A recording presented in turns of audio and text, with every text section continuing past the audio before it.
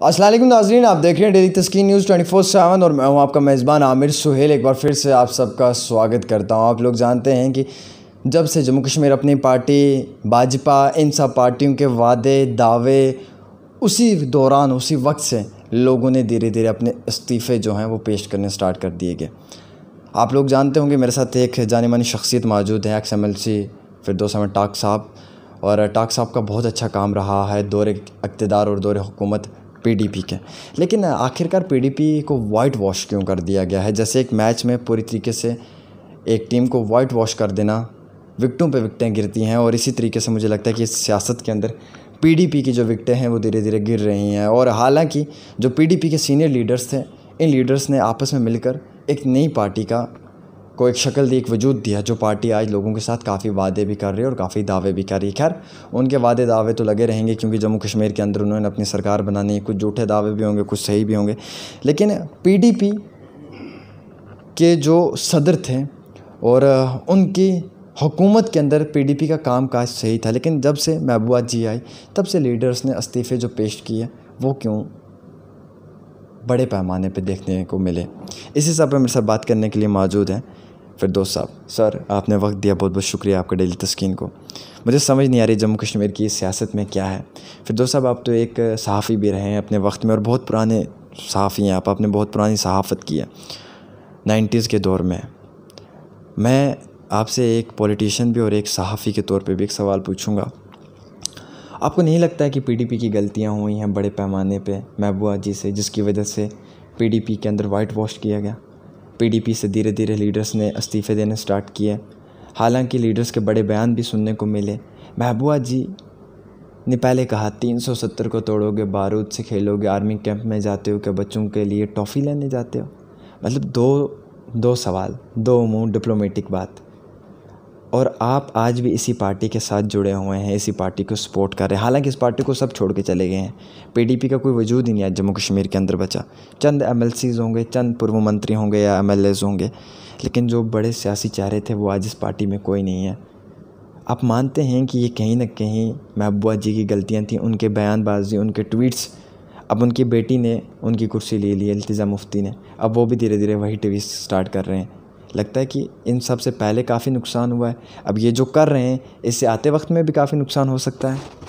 देखिए, मुझे लगता है कि अल्लाह ताला ने आपको ज़हानत बख्शी है, दानिश्वरी बख्शी है।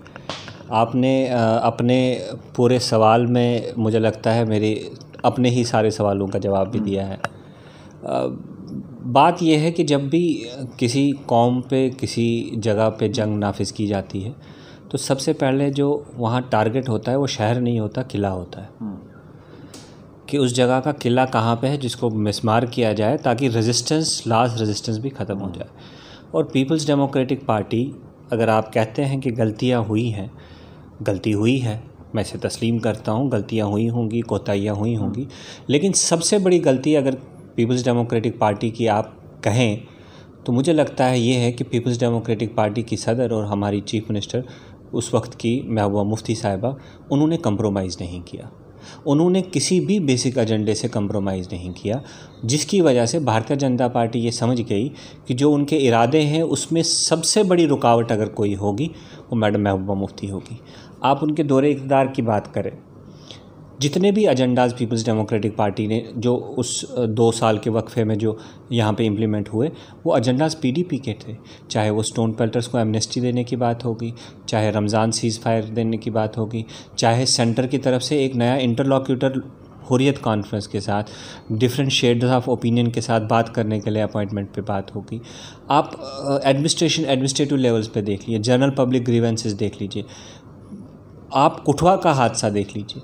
एक महबूबा मुफ्ती एक तरफ से और भारतीय जनता पार्टी पूरी देश की एक तरफ से।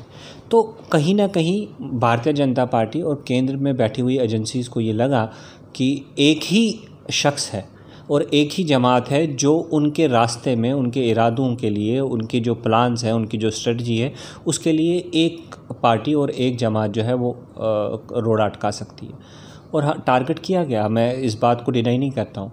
और ऐसा नहीं है कि हम ये भी आंख बंद करके ये कहें कि हमें नुकसान नहीं हुआ। सही भी नुकसान हुआ। जो लीडरान हमारे साथ हमसे छोड़ के दूसरी जमातों में चले गए, वो कदावर लीडरान थे। उनकी क्या मजबूरियां रहीं वो मुझे नहीं पता, और मैं उस पर बात करना चाहूँगा। वक्त आने पे वो लीडरान शायद खुद सामने आवाम के सामने आएंगे और बताएंगे कि किन वजूहात की वजह से, किन मजबूरियों की वजह से उनको कहाँ से प्रेशर आया, किन प्रेशर्स की वजह से उनको इस जमात से इस्तीफ़ा देकर दूसरी जमात ज्वाइन करनी पड़े। वो वक्त बताएगा और उस चीज़ का वक्त फ़ैसला करेगा। लेकिन आपका ये सवाल ये कहना कि पीपल्स डेमोक्रेटिक पार्टी का वजूद ख़त्म हो गया है, अगर पीपल्स डेमोक्रेटिक पार्टी का वजूद ख़त्म है तो आज भी मरकज़ी सरकार, इतनी बड़ी डेमोक्रेसी, इतनी बड़ी कंट्री, सेकंड लार्जेस्ट पॉपुलेशन वाली कंट्री, एक औरत से डर रही है। एक ऐसी औरत से जो यहाँ पे चीफ मिनिस्टर रह चुकी हैं और जिसका आप खुद कहते हैं कि उनकी जमात ख़त्म कर चुकी है केंद्र की सरकार, उनसे डर रही है। ये आपको मानना पड़ेगा कि एक इरादा, एक वादा और एक मोहकम इरादा कि मैंने कंप्रोमाइज़ नहीं करना है, उसके लिए अगर एक शख्स भी खड़ा हो तो बड़ी बड़ी ताकतें जो है उसके सामने झुकती हैं। तो आज आप देख लीजिए, आप अगर आपकी बात को वे तस्लीम करो और कहूँ कि हमारे साथ आज कोई है ही नहीं, लेकिन फिर भी मरकज़ हमसे डर रही है। क्यों डर रही है? क्योंकि फिरदौस जी मैं आपसे एक जवाब चाहूँगा, कहाँ पे मरकज़ डर रही है? पिछले 1 साल से आपके लीडर्स को डिटेन करके हाउस अरेस्ट करके रखा हुआ है, महबूबा जी को हाउस अरेस्ट करके रखा हुआ है। आप कह रहे हैं डर रही है। डरते तो वो 1 साल से आप लोगों को हाउस अरेस्ट करके रखते, आप लोगों को बोलने नहीं दिया जा रहा है। आप लोग जब बोलते हैं तो आप लोगों को हाउस अरेस्ट कर देते हैं, और आप कहते हैं कि किले को फ़तह हासिल करनी है। कौन सा किला यहाँ पे, किसकी बात कर रहे हैं आप? मैं ये जानना चाहूँगा आपको। जम्मू कश्मीर के अंदर तो लोगों ने पीडीपी को वोट दे के चुना था, पीडीपी को अपना हुकूमत के लिए, हुक्मरानी के लिए चुना था। अलाइंस तो आप ही ने की थी ना भाजपा के साथ, महबूबा जी ने तो की थी। चीफ मिनिस्टर की कुर्सी पे वही बैठे थे। 2 बातें वो क्यों करते हैं? आर्मी कैंप में टॉफ़ी का कहते हैं और 370 को हटाओगे तो बारूद का कहेंगे। आज तो हटा दिया, किस बारूद के साथ खेला? क्या हुआ जम्मू कश्मीर के अंदर, बताएंगे आप मुझे? 1 साल से अरेस्ट है और आप कहते हैं कि डरते हैं। कौन सा डरना है? डरते तो वो शायद अरेस्ट नहीं करते, वो उनके साथ कोई बातचीत करते हैं। तो आपको क्या लगता है कि उनको बंद किस लिए रखा गया है? अगर उन्हें डर नहीं लग रहा, आज भी सभी जितनी भी पॉलिटिकल पार्टीज़ हैं, सभी पॉलिटिकल पार्टीज़ को अलो किया जा रहा है कि वो बात करें, वो पॉलिटिकल एक्टिविटीज़ करें, वो सोशल और पॉलिटिकल गैदरिंग्स करें, और पीपल्स डेमोक्रेटिक पार्टी के दफ्तर में भी आज मीटिंग नहीं करने दी जा रही। अगर फिरदौस टाक जो है कोई प्रेस कॉन्फ्रेंस करने की कोशिश करता है, उसको 24 घंटे पुलिस स्टेशन में बिठाया जाता है। अगर मैं कोई स्टेटमेंट देता हूँ, मेरे खिलाफ FIR लगता है। आज सिर्फ वाहिद पीपल्स डेमोक्रेटिक पार्टी की लीडरशिप और पार्टी की सदर बंद क्यों है? उनके खिलाफ PSA क्यों लगा गया, जबकि सभी पॉलिटिकल पार्टीज़ के खिलाफ PSA, जो लीडरशिप थी उनके खिलाफ PSA वापस लिया गया? अगर ये डर नहीं है तो आप बताइए क्या है, क्या वजूहात है जो उनको बंद रखा गया है? अगर चलिए मैं कहता हूँ डर है, आप कहते हैं डर नहीं है, तो किन वजह से रखा गया है? मैं ये कह रहा हूँ आप पीपल्स डेमोक्रेटिक पार्टी को बाहर निकालिए, आप मैडम महबूबा मुफ्ती को बाहर निकालिए। आप बताइए 370 के बाद क्या हुआ जम्मू कश्मीर में, 370 के बाद पहले क्या हुआ? आप 5 अगस्त से पहले बताइए। आज सभी पॉलिटिकल पार्टीज़ एक प्लेटफॉर्म पे आके गुफ्कार डिक्लेरेशन की बात करते हैं। गुफ्कार डिक्लेरेशन को इनिशिएट किसने किया? मैडम महबूबा मुफ्ती ने किया। वो हर एक के दरवाजे पे गई, हर एक दरवाजे पे, चाहे political opponents, arc political opponent national conference की लीडरशिप के घर भी पहुंची और सबको घर से बाहर निकाला, और हर एक के घर दरवाजे पे गई कि ये वक्त जो है हमें सियासी इख्तलाफात का नहीं है, सियासी इख्तलाफात हम बाद में भी कर सकते हैं, लेकिन ये वक्त है कि हम इकट्ठे हो जाएं। पीपल्स कॉन्फ्रेंस के दरवाजे पे, जिस पीपल्स कॉन्फ्रेंस के कुछ लीडरान जो है वो पीपल्स डेमोक्रेटिक पार्टी से वहाँ पर गए थे। चाहे शाह फैसल साहब, जिस पॉलिटिकल पार्टी में PDP से हमारे लीडरान जो है वो उनके साथ जुड़े थे, लेकिन उन्होंने वो सब नहीं देखा। उन्होंने कहा कि हम किसी न किसी तरीके से इस मसले के लिए एक रेजिस्टेंस पैदा करें, और फिर गुफ्कार डिक्लेरेशन हो गई। आप उसके बाद देख लीजिए, आपको तो यहाँ कुछ पॉलिटिकल पार्टीज़ बात कर रही थी कि इलेक्शन करवाओ, कुछ पॉलिटिकल पार्टीज़ ये कह रही थी कि स्टेटहुड दे दो, कुछ पॉलिटिकल पार्टीज़ कह रही थी डोमिसाइल दे दो। जो रिहेटोरिक, जो परसेप्शन, जो बातचीत दिल्ली चाहती थी कि जम्मू कश्मीर में हो, लेकिन एक महबूबा मुफ्ती साहिबा और एक पीपल्स डेमोक्रेटिक पार्टी ने अपना हदफ नहीं छोड़ा, अपना मौक़िफ़ नहीं छोड़ा, अपना स्टैंड नहीं छोड़ा, जिस वजह से हर पॉलिटिकल पार्टी को उसी प्लेटफॉर्म पे आना पड़ा, उसी मौका पे आना पड़ा। और कहीं ना कहीं आपको तो ये अप्रिशिएट करना पड़ेगा। आप PDP को माइनस कर लीजिए, 370 तो दफन था, 370 की तो बात ही करके कोई राज़ी नहीं था। तो ये इम्पॉर्टेंस है, मैं आपको यही कह रहा हूँ कि ये इम्पॉर्टेंस है। अगर हम इलेक्टोरल बैटल में इस वक्त कहीं एग्जिस्ट नहीं भी करते, लेकिन ये एक इरादे की एक आप जिंदा मिसाल है, power of one. Gupkar declarations के लिए ये भी कहा जाता है भाजपा की तरफ से कि जो गुपकार डिक्लेरेशन को सपोर्ट करता है वो पाकिस्तान के एजेंडाज़ को सपोर्ट कर रहा है, क्योंकि ये एक पाकिस्तान की सोच विचारधारा है इनकी। शायद ये इसी तरीके से जम्मू कश्मीर के अंदर वो सोच विचारधारा आगे बढ़ाना चाहती है। ये मैं नहीं कहता हूँ, ये मेरा स्टेटमेंट नहीं है, ये भाजपा के प्रेसिडेंट का स्टेटमेंट है जम्मू कश्मीर यूनियन टेरिटरी के। किस तरह से देखेंगे? जिन्होंने महात्मा गांधी को हिंदुस्तानी तस्लीम नहीं किया, जिन्होंने जवाहरलाल नेहरू को हिंदुस्तानी तस्लीम नहीं किया, उनसे मैं ये उम्मीद रखूं कि वो महबूबा जी को, मुझे या पीडीपी को या नेशनल कॉन्फ्रेंस को हिंदुस्तानी तस्लीम करें। और मुझे उनसे सर्टिफिकेट की ज़रूरत भी क्या है, मैं उनकी सर्टिफिकेट हासिल करूं क्यों? वो अपना काम देखें, मुझे मालूम है मेरे दिल में क्या है और मेरे इरादे क्या हैं। कहीं ना कहीं आपको ऐसा नहीं लगता है फिरदौस जी की इस वक्त में, जब 370 हटाकर 1 साल हो चुका है और 1 साल के अंदर भी ये बातें की जा रही हैं, अभी भी कुछ पॉलिटिकल पार्टीज़ की तरफ से जो इल्ज़ाम आप पे आयद कर रहे हैं, जो पार्टीज़ छोड़कर दूसरी पार्टीज़ में ज्वाइन कर रहे हैं, और जब भी मेरा उनसे सवाल रहता है कि आपने पीडीपी को क्यों छोड़ा, क्या रीज़न था पीडीपी को छोड़ने का, तो वो कहते हैं कि लीडरशिप वहाँ की स्ट्रॉन्ग नहीं थी, वहाँ पे काम नहीं करने दिया जा रहा था। वहाँ की जो एक लीडर होता है, जो एक किंग होता है, जो अपनी सुल्तनत को चलाता है, शायद उसमें वो एक कमी थी। आपको लगता है कि ये महबूबा जी की ग्राउंड ज़ीरो पे कमी थी जिसकी वजह से उन लीडर्स को वो पार्टियां छोड़नी पड़ी? आज आप कह रहे हैं कि उनको कहीं ना कहीं से प्रेशर किया होगा। चलिए हम आपकी वो बात मानते हैं, वो एक अलग बात है, किया भी हो, हम नहीं कह सकते हैं, लेकिन आप लोगों की भी तो गलतियाँ होंगी, कोताहियाँ होंगी, कमियाँ होंगी, जिनकी वजह से लीडर्स के दिल में वो दुख होगा। हाँ, सही बात है, वहाँ पे शायद लीडरशिप की कमी थी और शायद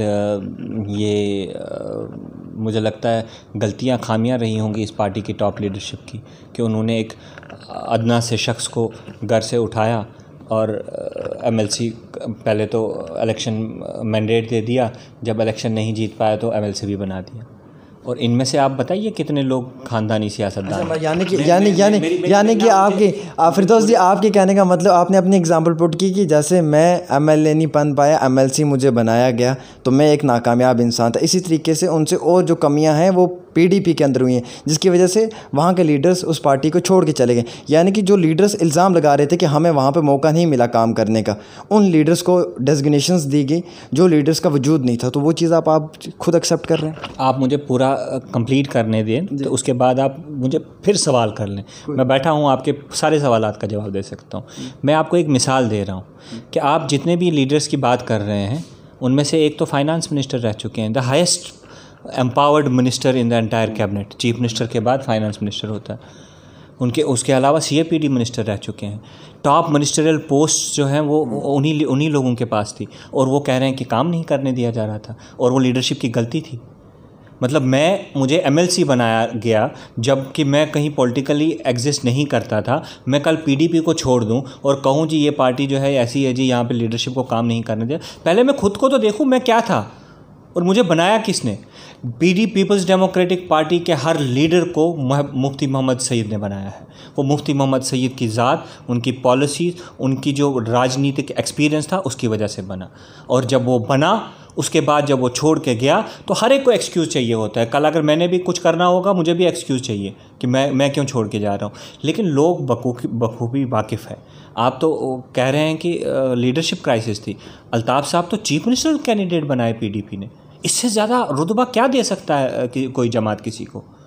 हमने जिन लोगों को मेंबर पार्लियामेंट बनाया, जिन लोगों को अपर हाउस में लिया, जो लोग एमएलएज बने, जिनको मैंडेट दिया, आप उनकी लिस्ट निकालिए और उसमें देख लीजिए 90% उसमें से आपको वो मिलेंगे जिनका कोई भी पॉलिटिकल बैकग्राउंड नहीं है, जो ख़ानदानी सियासतदान नहीं है, जो ट्रेडिशनल सियासतदान नहीं है। लेकिन कुछ एकेडमिक्स थे, कुछ बिजनेसमैन थे, कुछ बिजनेस प्रोफेशनल्स थे, कुछ लॉयर्स थे, कुछ जर्नलिस्ट थे। मुफ्ती साहब ने हर तबके से लोग लाए, तिनका जमा करके उन्होंने आशियाना बनाया। और उनके जाने के बाद अगर मैं उनसे वफा ना कर पाया, उनकी जमात से वफा ना कर पाया, और फिर मैं इल्ज़ाम दे दूं महबूबा मुफ्ती साहिबा पे कि वो काम नहीं कर पाई। कौन सा काम है जो महबूबा मुफ्ती साहिबा नहीं कर पाई? कौन सी स्टेज पे महबूबा मुफ्ती साहिबा जो है कोल्यूशन प्रेशर के सामने कम कर गई? वो तो हुकूमत बनाने के लिए तैयार नहीं थी। उन्होंने तो कहा था मैं हुकूमत बीजेपी के साथ नहीं बनाऊंगी जब तक न वो कश्मीर सेंटर कुछ मेजर्स लेंगे। उस वक्त कौन से प्रेशर बनाए गए? अक्सर ये भी कहा जा रहा था कि कश्मीर पे जुल्म व जबर किया जाता है, जुल्म व सितम किया जाता है, इनोसेंट किलिंग्स भी होती हैं कश्मीर के अंदर हमेशा, हर बार, और कहीं ना कहीं इस पर कोई बड़ा स्टैंड नहीं देखने को मिलता है। आपका क्या स्टैंड है इस पर? मैं ख़ास तौर पे अगर आपसे एक सवाल पूछूं, और पीडीपी का जो भी स्टैंड था वो तो हमें कई सालों से दिख गया, लेकिन आपको क्या लगता है कि आज भी इस चीज़ पर स्टैंड लेने की ज़रूरत है? देखिए, पीडीपी का स्टैंड कोई गलत अलग स्टैंड नहीं है मेरे स्टैंड से। आप देख लीजिए, जब हमारे दौरे हुकूमत में हालात ख़राब हुए, बहुत सारी जानें ज़ाया हो गई, उस वक्त भी महबूबा मुफ्ती साहिबा ने अपने प्रेडिसेसर्स की तरह ये नहीं कहा कि ये स्टोन पेल्टर जो है इनको पाकिस्तान पैसा दे रहा है और ये पैसे देकर जो है पत्थरबाजी कर रहे हैं। उन्होंने ये नहीं कहा कि राजनीतिक दल जो हैं, जो अपोजिशन लीडर्स हैं, वो इनको उकसा रहे हैं। उन्होंने ये भी नहीं कहा कि ये ड्रग एडिक्ट्स हैं, जैसा कहा गया, माजी में कहा गया था। मैं ये कहता हूँ कि गलतियाँ हुई होंगी, कोताहियाँ हुई होंगी। कोई भी इंसान जो है वो ये नहीं है कि वो बिल्कुल वो बशर नहीं है। हर एक इंसान बशर है। आप जब किसी पोजीशन पे होते हो, किसी रुतबे पे होते हो, आप 50 काम अच्छे करते हो, लेकिन 10 काम आपसे गलत भी होते हैं, या 10 कोताहियाँ होती भी होंगी। लेकिन उसका मतलब ये नहीं है कि आप उन 50 कामों को भी दरकिनार कर दो। वो 50 अच्छे काम हुए हैं, उनको भी दरकिनार कर दो। बार बार आपकी तरफ से भी, आपने भी 4 बार ये सवाल पूछा कि आपने वो सुख कहा गया जी ये दूध और टॉफ़ी लेने गए थे। क्या माँ अपने बच्चे के लिए ऐसा नहीं कह सकती? महबूबा मुफ्ती साहिबा उन्हीं बच्चों के लिए कह रही थी ना, जिन बच्चों के लिए वो एक आर्मी और STF कैंप में 1999 से लेकर 2014 तक गई हैं, उनको बाहर निकालने के लिए।